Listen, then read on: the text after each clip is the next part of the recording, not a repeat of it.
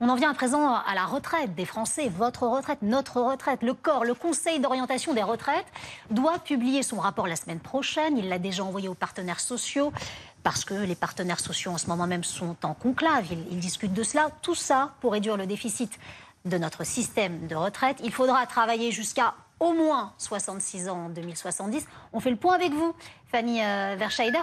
C'est quoi les principaux enseignements, Fanny, de ce rapport ?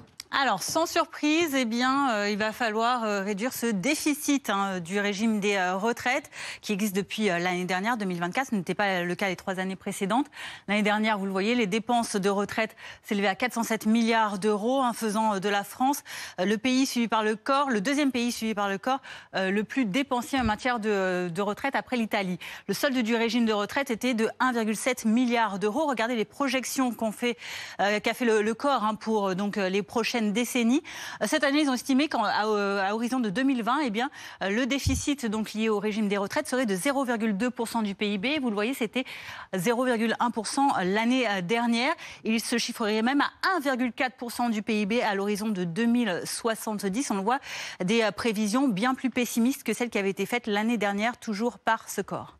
Quelle piste propose le fameux corps que vous évoquez pour rééquilibrer le système des retraites ? Alors là, ça n'a peut-être pas plaire aux syndicats, mais évidemment, c'est la hausse de l'âge de départ à la retraite qui est conçue comme la voie expansive, c'est-à-dire celle des 4 leviers possibles qui enrichit le plus le pays. Donc, une hausse du PIB concrètement, une hausse de l'emploi et donc une hausse aussi à terme des recettes fiscales et sociales du pays. Regardez, en 2030, cela voudrait dire que le départ à la retraite serait à 60 ans et à peu près 4 mois. Ce serait à environ 65 ans et 11 mois à l'horizon de 2045 et 66 ans et demi, vous le disiez, à l'horizon de 2070. À titre de comparaison, aujourd'hui, ça dépend de votre date de naissance. Mais si vous êtes né, par exemple, après 1968, vous partez à la retraite, sauf exception, à 64 ans.